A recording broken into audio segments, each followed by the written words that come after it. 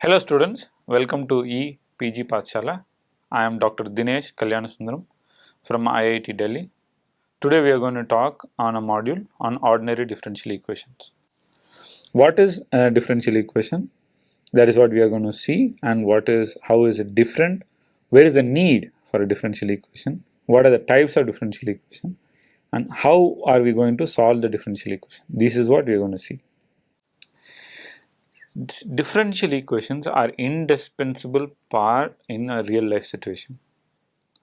When in every phenomena something is changing, and that is what we are going to see how to model it when something is changing.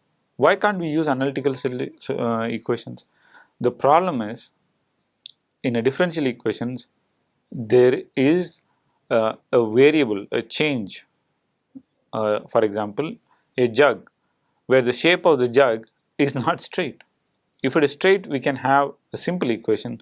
When it is curved and it follows a certain pattern which is not linear, then we might need to use a differential equation. Differential equation always contain a derivative terms, and that's why it's called a differential equation. One or more differential equations can represent a complete system or a complex system. Differential equation is very useful for any mathematical modeling. So every mathematical modeling or any mathematical modeling has differential equation as a part of its modeling process. We want to understand why do we need differential equations. So if the need is properly understood, then we can learn the subject more thoroughly. Imagine you have a jug as shown in the figure where the radius is continuously changing, and imagine there is a hole in the bottom and the water is leaking out, and you want to find the volume of water as a function of time. That means at different times you want to know how much water is left behind. So how do we do that? Now one way is to do it manually, conduct an experiment at different times and write a chart and do that. But that's a very tedious way. How can we do it in a more simpler way? The more simpler way is to write a one-line equation and then put in some values, what we know, and then find out what we don't know. Now what we know is volume of the water, and what we know is the volume is continuously changing with time. So we know behavioral pattern. So our requirement is to find some relationship between how much volume is left behind to how much volume is. So we can form a differential equation. This is one of the forms, and then you can find out different forms. dH by dt is minus AH by AW root of 2GH. So these kind of equations can help us in one line find out what is the height of water remaining or the volume of water remaining. Some parameter that we don't know, we can always find. Let us see a second example to understand the need for a differential equation. As most of you are from a bio background, and most of you or some of you may have experience in growing cells, and we want to understand how the rate of growth of cells is as per unit time. Now you also know it is not always proportional or it is not exponential. There is some relationship, but from experience you might have found out maybe a certain time, maybe a day for E. coli, or maybe 3 days for Salmonella typhi is better, or it may be different timelines. Now how can we find out in a more rigid and a scientific way? So to understand that, we can derive or describe an equation based on the empirical experimental stuff, and you can write your equation. For example, dy by dt, which is the rate of increase, is k times y into m minus y. So these kind of equations will describe what are those later, what are those parameters. But when we want to do computer programming or anything, we want to define everything in terms of equations, which is easier to solve rather than give a complete data sheet and then pick and match values. It is more complicated. What is the need for a differential equation? Because there is a difference between what we are seeing and what we actually want to measure or want to know. For example, we may see a particle is moving or it's stationary, or there is a change how it is undergoing in terms of displacement. But what are we interested to actually understand? We want to understand how fast it is going, or what is the velocity, what is the acceleration. We want to know the displacement. If the same body gets crushed, the particle gets crushed or the body gets crushed, we want to know how much deformation it has undergone. Or sometimes we want to know both the displacement and deformation. Or deformation is the change in the shape, displacement is the movement from one point to another. We may see an object which is just hot or cold. We know there's fumes coming out. But what we may be actually interested in, we may be actually interested in knowing its temperature, knowing whether it is going to melt, knowing whether it is going to crack. That is what we need to know, and for that we will need temperature. But what we will see is only steam coming out of an object. We may see a geometry of an object is changing or not. But what we may want to actually know, we may want to know the quantity, we may need to know the deformation. We may see there is a growth or a decay of a material. But what we really want to know, we want to know the rate of growth or rate of decay. We may see some energy has to be applied to do some work. We may see a bulb glowing, we may see some machines working, but actually how much, what do you want to know? We want to know how much voltage the machine is drawing or how much power the machine is drawing, and we also want to know how much force the machine is going to apply drawing a certain power. So these are some things that there is a difference between what we look, what is happening, and what we exactly in the information what we want. So to connect these two is when we will need a differential equation. We want to understand the effect of boundary value.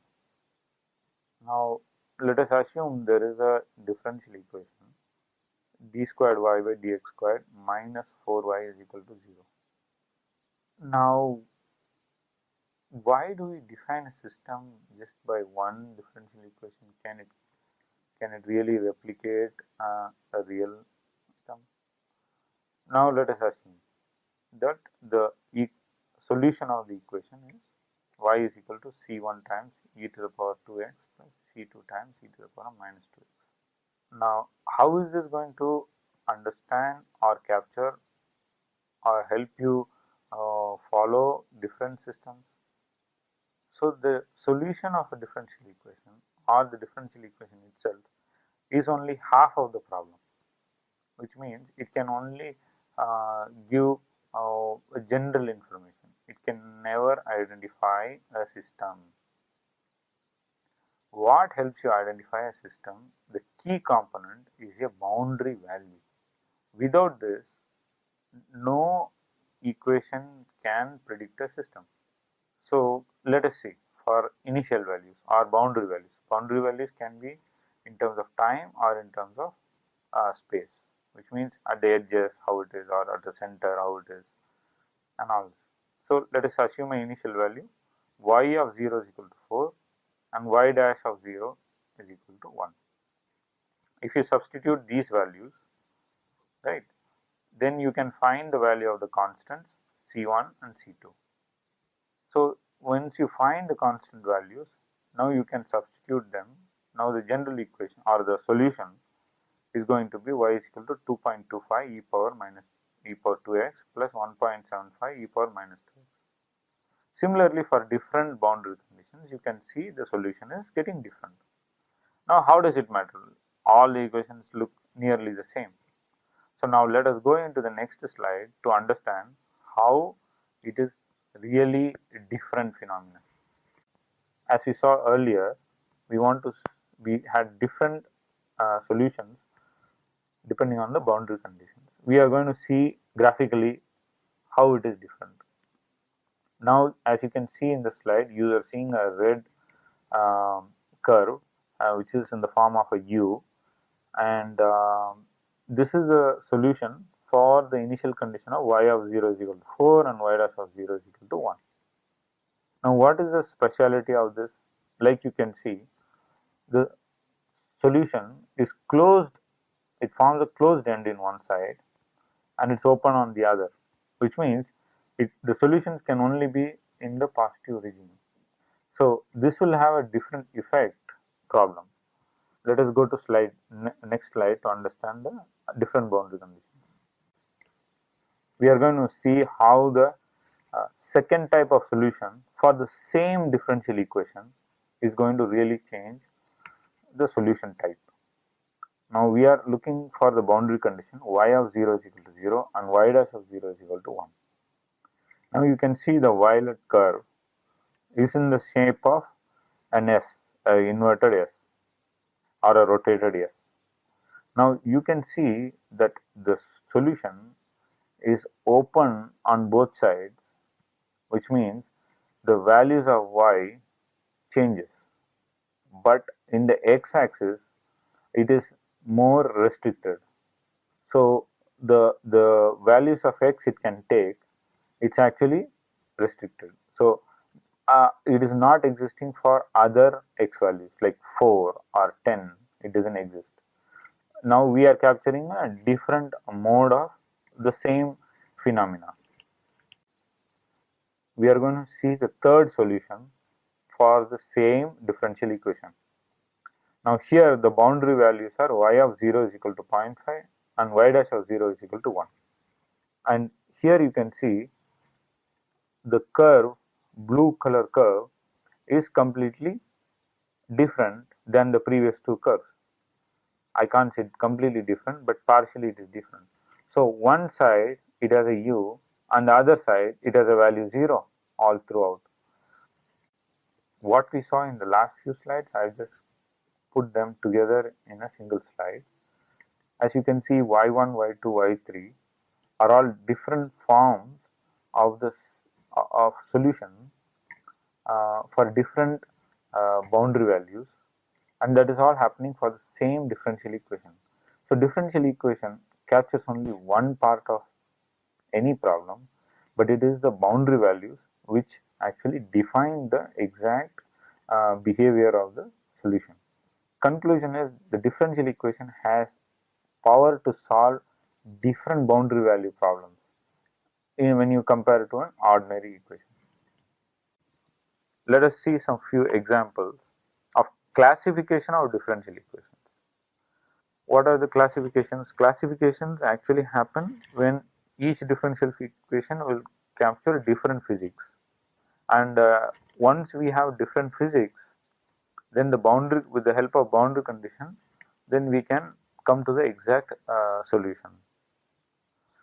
So the first step is to correlate the physics with the differential equation. So that's what we are going to see in the column 1 and column 2. Then we will see what is that we really wanted to understand from that by solving that equation. What is the first physics of the problem we want to see? Cooling of an object. So any cooling type of problems can be solved with this equation. D capital T by small dt. The capital T refers to temperature and small t refers to time, and these are standard notations, so please follow the same, is equal to minus k times T minus TA.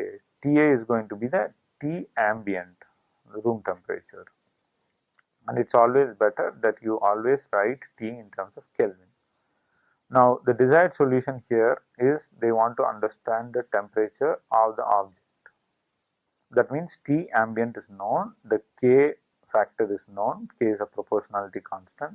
We can see once we are solving a heat equation, what really K refers to. The second example is pushing or pulling a mass or an object.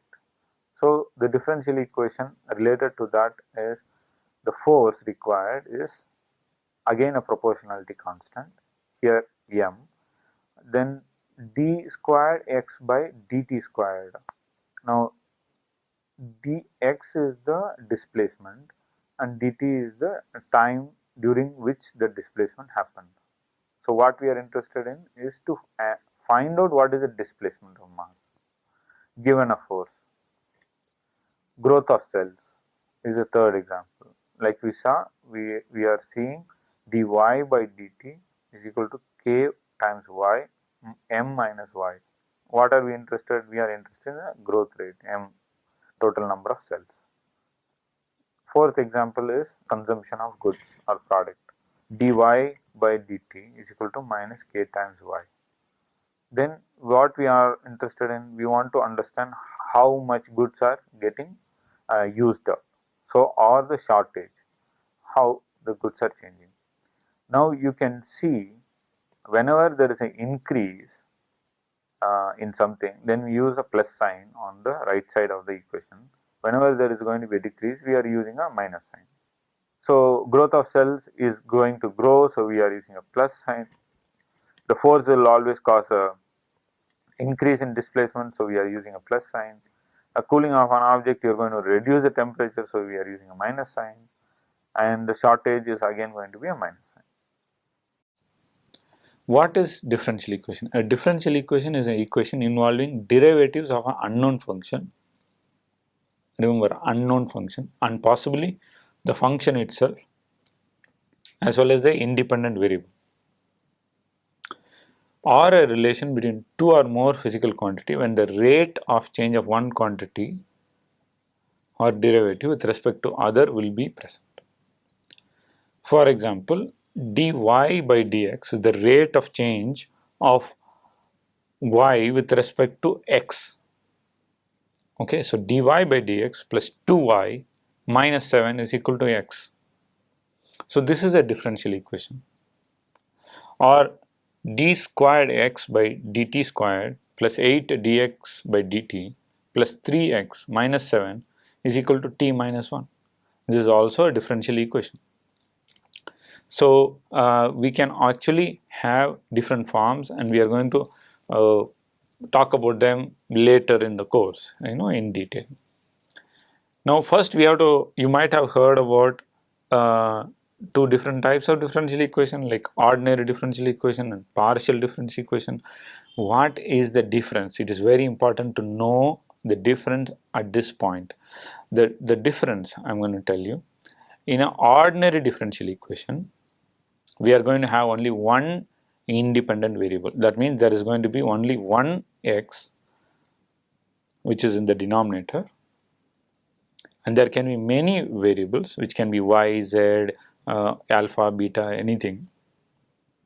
So a equation like y dy by dx is equal to sin x is an ordinary differential equation, and or something like y dy by dx plus dz by dx is equal to sin squared 2x.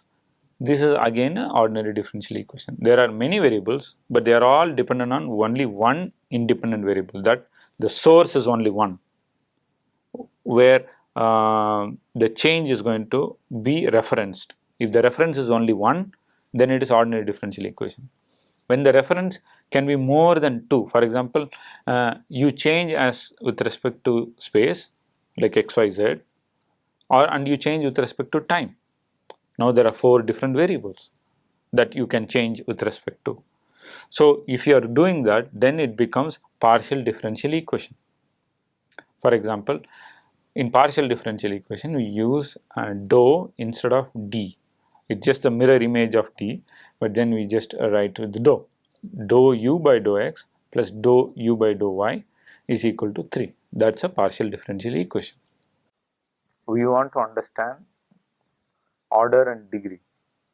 The order of a differential equation is equal to the order of the highest derivative that it contains. So let us see the example. Now we have d cube y by dx x cube minus dy by dx whole squared plus 4y is equal to 4 e to the power of x cos x. Now the order of this equation is the term that will define the denominator. So you can see the denominator. Which of the x's is differentiated more number of times? So the first term is dx cube. The second term is going to be dx whole squared. So inside the square it's just a multiple, but the differentiation is the x is in the second term, the x is only differentiated once. But in the previous term, that is the first term, we are differentiating with respect to x thrice. So the order of the differential equation, that is the highest derivative. So the highest derivative order is 3 here. So that's why it's a third order ordinary differential equations, ODE. Now degree, once you fix the order, then the degree is going to be degree of the of that particular term. Okay, so let us see the proper definition. The degree of a differential equation is the highest power of the highest derivative that the equation contains after it has been rationalized. So we have located what is the highest derivative. Highest derivative in the first equation is dx cube, that is the highest derivative term. Now what is the highest power? Power meaning what is that factor, how many times it is getting multiplied. Now once we do third order differential equation, we are not multiplying several times, like say the second term, you are seeing dy by dx is getting multiplied twice, right? So it's dy by dx squared, but this d cube y by dx cube is not multiplied any number of times, it's multiplied just once with itself. So it's a first order, first degree ordinary differential equation. So let us see a second example in the bottom. Now you see a first term d squared x by dx of t, basically x is a function of t, by dt squared, and it is multiplied 3 times. So when you compare all the equation, dt squared in the bottom will tell you what is the order of the equation. So the order is going to be obviously 2. Now once we located the term, the highest term is 2. Now we are going to locate how many times the same term is getting multiplied, and it has a function 3 cube. It is multiplied 3 times. So it's a third degree ordinary differential equation. Next thing we want to understand is whether it's a linear or a non-linear differential equation. Differential equations are said to be non-linear if any products exist between the dependent variable and its derivatives or between the derivatives themselves. Let us see the first example. The first example, so you are having different terms, d squared x, then by dt squared, then second term is dx by dt, but it is not having a square. That means the degree is not there. The degree is nearly 1 and the order is 2, right? So this is a linear differential equation. In the second term, we are going to see that it is having dy by dx term as shown in the square red box, and it is getting multiplied twice. But all other terms on the numerator, y, they are all single terms, but the second term is getting multiplied twice. So that creates a product term, and that will ensure it's a non-linear behavior. And let us see the third example to understand this next level. You can see y squared is also marked. That is, it's a product between the dependent variables themselves. However, this is also considered as a non-linear. So it doesn't matter whether it's a dy term which is getting multiplied, or whether it's a y term or the dependent variable which is getting multiplied. both will have the same non-linear effect. Some methods to solve differential equation. First order differential equation. No general method of solution of first order ordinary differential equation because of their degrees of complexity. Okay, they can be classified into equations in which the variables can be separated. There can be homogeneous equations, then equations solvable by integrating factor. We are going to see how we are going to solve differential equations to obtain the solution. The easiest or the most simplest form of differential equation is what we are seeing now. The dependent variable and the differential can be separated from the dependent variable and its differential by the equality sign just by a normal process of elementary algebra. Y dy by dx is equal to sin x. That is one example. Then the solved example, you can just see similarly dy by dx is equal to x by y. Then you can take y dy is equal to x dx. Then you can integrate separately on both sides. Then you will get y squared is equal to x squared plus c. Similarly, you can solve the example y dy by dx is equal to sin x, right? So it will become y dy is equal to sin x dx. Then you can integrate both and you can get the solution. The previous example where we separated the equations, variables dy by dx is equal to x by y, we integrated and solved it separately, y squared is equal to x squared plus c. Now depending on the c, the curve is going to change again, right? That's what we earlier saw. That time we were seeing depending on the initial value condition. Now we are seeing the initial value will affect the value c, and this is how it is going to change the pattern. As you can see, we are having a lot of solutions, and at one special case where c is equal to 0, y is equal to x and y is equal to minus x are the solutions. And then you can see a sharp corner. We want to see, understand what is a homogeneous equation. A differential equation of the type dy by dx is equal to some function of y and x, but there is no constant. If there is no constant and it's only a function of f and y, then it is called homogeneous equation.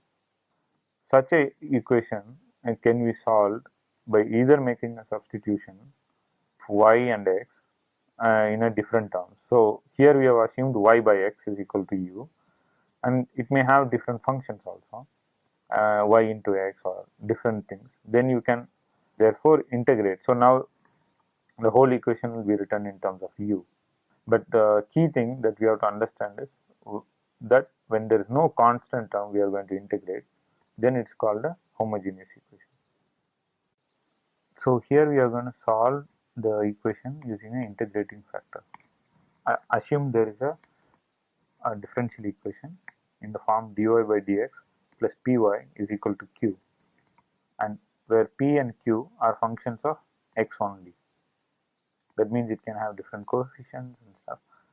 Then you can always assume r is a function of x only, and you can have a factor like r is equal to e power integral p dx, and this you can use it as an integrating factor. Now we will see more examples to understand how the integrating factor going to work. We are going to see one example to solve the equation using integrating factor. Now assume we have a differential equation to solve xy minus dy by dx is equal to y to the power 4 e to the power minus 3x squared by 2. Now we want to solve this equation using an integrating factor. Now let us assume z is equal to 1 over y3. It's just an assumption. We can assume different forms. Then we can see how it is going to really affect.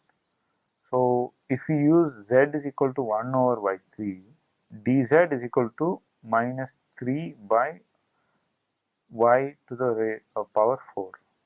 Now why do we do that? So that when you multiply the right hand side, y to the power 4 will get cancelled. So that is the whole idea how we started with this initial guess of what y can be. Now dz by dy is minus 3 divided by y power 4, but then we have to also find out what is dz with respect to dx. So here x is the independent, y is the first stage dependent variable, and z is the second stage dependent variable, because z depends on y and y depends on x. Okay. Then so that we have to now do z with respect to x also. Dz by dx will become minus 3 by y power 4 into dy by dx. So that's the thing we are going to do. Now let us substitute that into this equation. So we are going to place y completely out, and then we are going to write only x and dz. Now that is what you see in the first equation on the right hand side. 3xz plus dz by dx equal to 3 e power times minus 3 x squared by 2. Now let us choose the integrating factor, which is e power integral 3x dx. Now that will give rise to the integral factor e to the power 3x squared by 2. Now let us multiply that e to the power 3x squared by 2 in all with all parts of the equation, right? So left side we will multiply and right side we will multiply. So if you see, if you multiply on the right side, it just becomes 1, because the minus and plus in the e gets cancelled and it gives rise to 1. In the left hand side, we can actually write the whole term now as d by dx of z e to the power 3x squared by 2, as shown in the equation in the last of the first on the right hand side in the right corner. Now once you have in a d by dx form, you can always integrate it. Then you can always write z e to the power 3x squared by 2 is equal to 3x plus c. Now what is the solution? Now you have to convert from z, replace z in terms of y. So if you replace that, now you have the exact solution. 1 by y power 3 e to the power your integral factor is equal to 3x plus c. Now that is the solution. If we want to solve the same equation otherwise, it will be more difficult than this part. Ordinary differential equations. Linear second order ordinary differential equations may have coefficients. Either the coefficients like PQR and psi are PQR are constant, or they can be functions of the independent variable. What is independent variable? X is an independent variable that we were actually seeing. So they can be functions of the independent variable. The general equations can be expressed in the form where PQR are constant coefficients. We are going to see how we can write a solution y of any equation. We can always write any equation as part of more than one quantity. So we can just say u, v, w, z stuff. But the more practical way is to have two equations. One is called a general solution and the other is called a particular solution. The general solution is thought of equating for an ideal condition. The particular solution will take care of the effect of other variables. Okay, for example, we talked about homogeneous and non-homogeneous function. What is a homogeneous function? There is no function on the right side. So dy by dx plus f times whatever function x is or y is was equal to 0. So there was no effect of other equations considered. So similarly, we can write two equations separating y into u and v. So if you have any equations p plus d squared u by dx squared plus q du by dx plus ru plus the v term. Now actually the equation was p p d squared y by dx squared plus q dy by dx plus ry is equal to some function psi of x. Now we are writing it into 2 in terms of u and in terms of v. We are going to assume that u is the general solution, which means we will equate it to 0, which is the ideal condition, where the function has no other connections to other forcing functions or other terms. And then we will solve v separately, where v is the only responsible for the psi of x. So now we have two parts of the equation, and we are going to solve one at a time. We are going to see the complementary function of the equation, how we can solve this. We have the equation p d squared y by dx squared plus q dy by dx plus ry is equal to 0. Let us assume the solution y is equal to a constant times e to the power mx. Generally, equations of this will have this type of solution. So we can write dy by dx is equal to am into m into e power mx. Similarly, d squared y you can differentiate and find out. Now, if you write the whole p d squared y, the first equation, in terms of am and e power mx, then you can see am e power mx will become the common term, and then pm squared plus qm plus r will be the equation we need to solve. So when we have this equation, either it can have unequal real roots or equal real roots or complex roots. We are going to talk about particular integrals. Particular integrals is when we are going to equate the solution to the right hand side psi of x. Then we need to find the particular integral. Two methods will be introduced to obtain the particular integral of the second order or linear ordinary differential equations. It's not second order, but just the ordinary differential equation. First is the method of undetermined coefficients. This is confined to linear equations with constant coefficients. The second method is the method of inverse operators, and it's applicable, it has general applicability. We are going to find the roots of any equation. So for the given equation as shown, d squared y by dx squared minus 5 dy by dx plus 6y is equal to 0. You can write any y d squared as m squared, then dy as m, and y it's not differential, you can just write just the number 6. We know the equation, the roots of this equation is m1 is equal to 2 and m2 is equal to 3. The solution of such differential equations is going to be a very simple one. Y is equal to a to the power a into e to the power 2x plus b into e to the power 3x. Now how do we find a and b? That is with respect to the boundary values x. At this x is equal to, they might have given some values 1, 2 or 5. Then another y x value means there will be another number.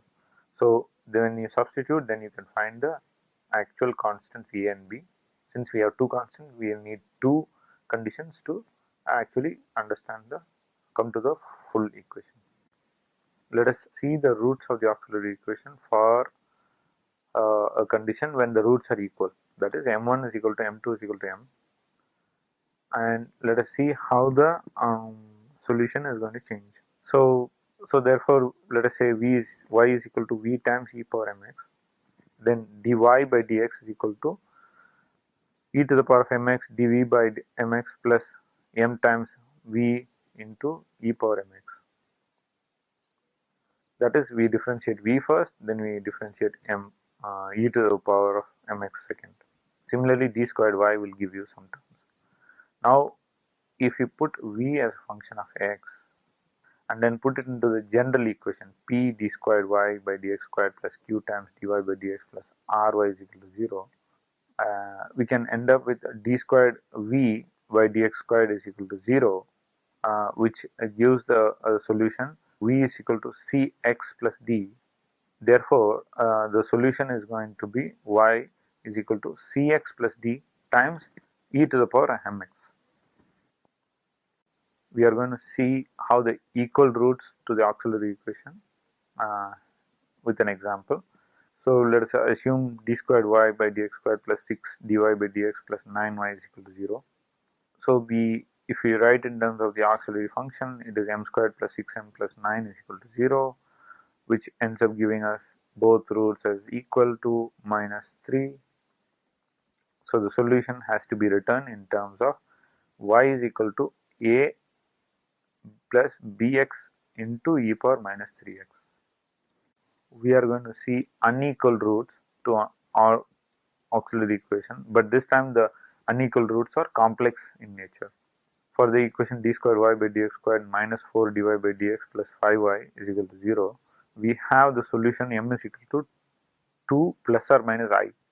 So if you the actual way is if you write, then you will get y is equal to a into e power 2 plus I times x, then b e to the power 2 minus I times x, and so the general equation is going to be e to the power of 2x capital E cos x plus f sin x.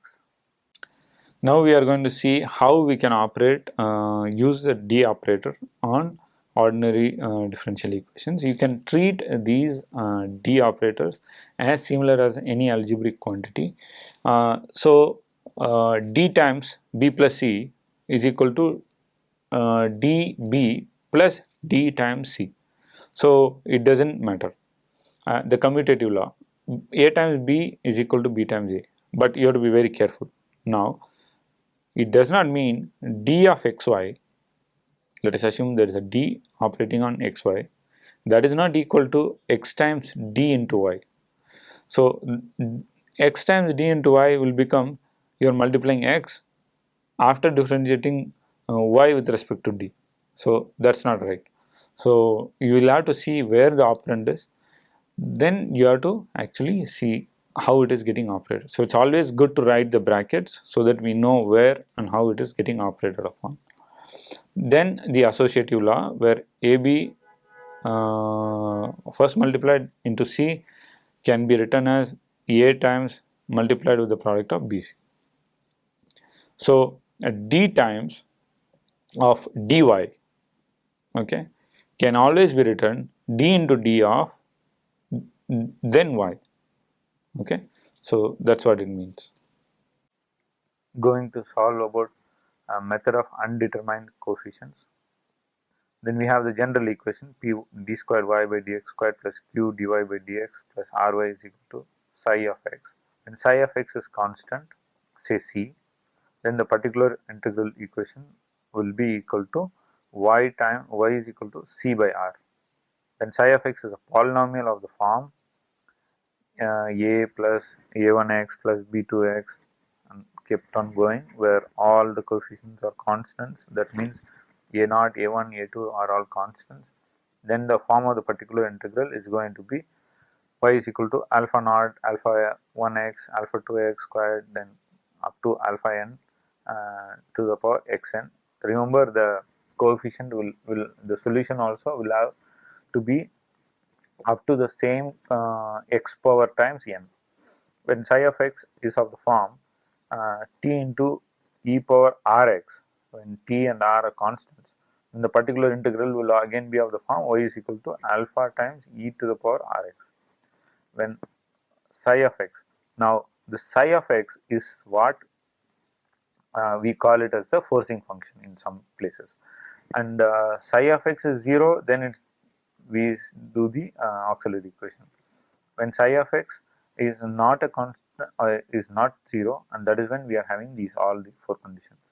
The fourth condition is when psi of x is of the form g times sin x plus h times cos nx, g and h are constants, then the particular solution is particular integral is going to be of the form L times sin x plus m times cos nx. Before all these slides, we saw very confusing forms of how to deal with differential equations. So now we are going to conclude. So maybe this time it will make more sense how we are going to actually solve a completely complicated differential equation. You see the equation in the left top corner, d squared y by dx squared minus 4 dy by dx plus 4y is equal to 4x plus 8x cubed. Now when we want to find the auxiliary equation, we go right side. Then we write m squared minus 4m plus 4m plus 4 is equal to 0. So then we are going to solve that directly. If you know in this the roots are going to be same, so it is going to be a plus bx times e to the power 2x, because the root is equal to m is equal to 2. Now we will go and solve the particular integral. For the particular integral, since the constants on the right hand side of the equation 4x plus 8x cube, so as we saw earlier, we have to write it in terms of another polynomial which will go up to x cube, right? So y is equal to p plus qx plus rx squared plus sx cube. That is our initial guess of the solution. Then we are going to find out what is the value of p, q, r and s. Now dy by dx is going to be q times 2x 2rx plus 3 times sx squared. Then d squared y is equal to going to be 2r plus 6sx. Now you have to substitute in the complete equation in the top. Now you are going to get in the form of in the middle equation. Then we have to go into equate the powers on both the left and the right side. Okay, that is how we are going to find the value of p and r and q and s. So we are going to get 4 equations because we are going to equate it to the powers on the left and the right side. You can see 2 of the equations will be equated to 0 because there is no x squared and there is no constant term. So that will be equated to 0.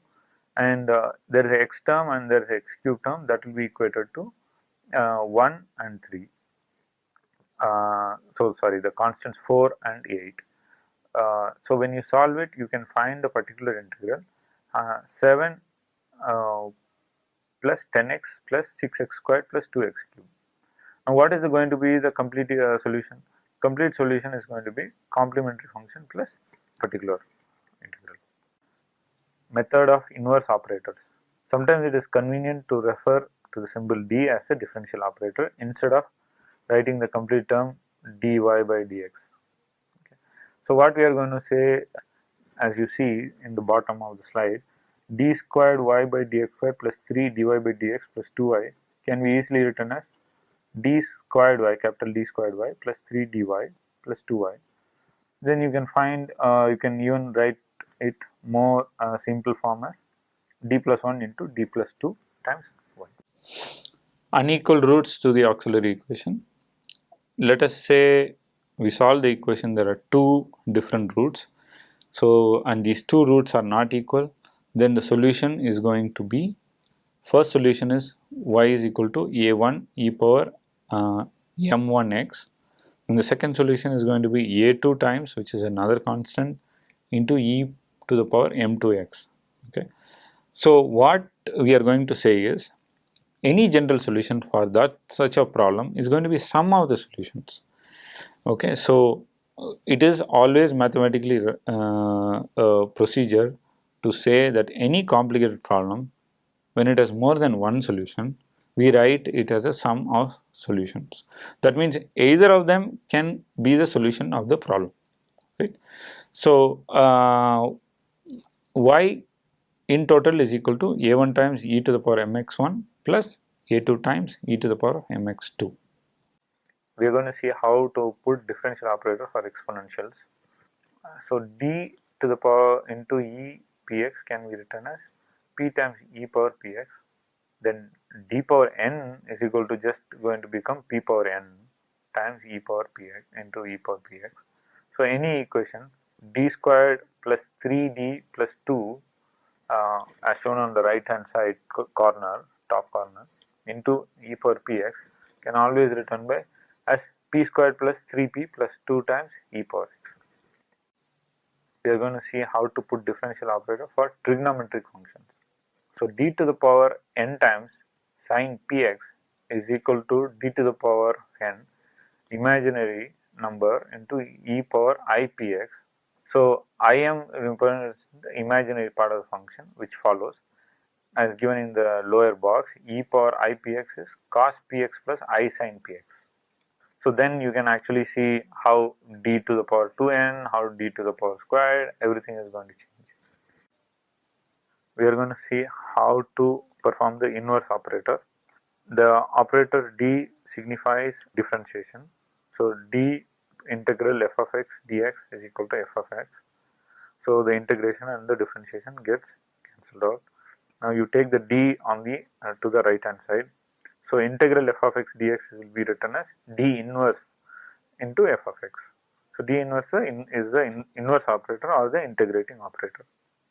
It can be treated as algebraically the same quantity in the same manner as d. We are going to see a complete example how to use the inverse operator. You know the whole differential equation can be written as auxiliary and particular function. Auxiliary, when we write, that is on the right hand side, which is m squared minus m minus 6 is equal to 0. Then the solution complementary is going to be yc is equal to a into e power 3x plus b into e power minus 2x. Now we will see how to use find the particular integral. Particular integral, then we have to write d squared y by dx squared as capital D squared. Then once you write that form, then you will end up having yp is equal to 1 over d minus 3 into d plus 2 totally multiplied to 4x cube plus 3x squared. You can separate the variables, do some algebraic things, and then you can write it as 1 over 3 minus d plus 1 over 2 plus d. Then you can expand them each term with a binomial theorem. Then you can end the day find out yp is equal to this whole equation 4x cube plus 3x squared by 6 plus 12x squared plus 6x by 36 and so on. Now the complete solution is just going to be this particular integral solution plus complementary function. And always remember why the particular solution comes. It is always generated out of whenever the differential equation is equal to some factor. That is, here the factor is 4x cube plus 3x squared. If that is 0, then we will never have a particular integral. When that is not 0, finding the particular integral is going to be the biggest part of the problem. So students, we have come to the last. Let us summarize what we have learned in this module. We have learned that differential equations can actually help us understand a few things that we are interested in observing from a system, such as temperature and velocity, acceleration, and it can model a complex system, and it is different than an ordinary partial differential equation is different than a ordinary differential equations. We have understood what are independent variables, what are dependent variables, and how we can understand what is the order of the equation, what is the degree of ordinary differential equation, then how we can go about solving those equations numerically. Then in the next module we will see how we can handle partial differential equation. Thank you.